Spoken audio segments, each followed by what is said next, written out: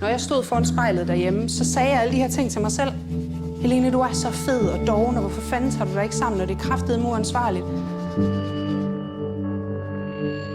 Jeg ender med at sidde og google, er der overhovedet nogen, der gider knalde med en syg pige? Og jeg forventer at få et svar, der bare er sådan, nej, fy for helvede, hvor er du klam, ikke? Og i stedet for, så dukker der den her verden op.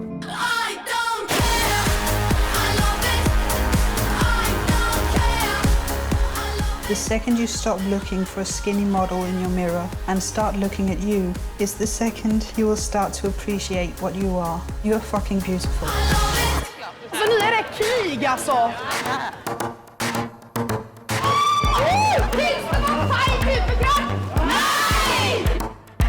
Jeg er kroppspositiv, kroppsaktivist.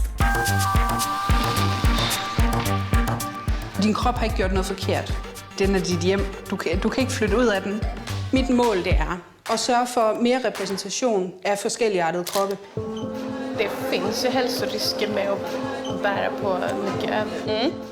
Det gör det, och det vet ju alla tjocka redan. Det har ju varit den centrala punkten att jag hela tiden har misslyckats med att bli smal.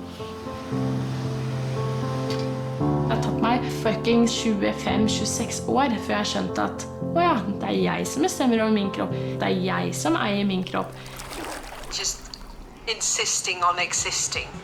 That's the only option. I'm showing that I'm not ashamed. Jag ser det så söt!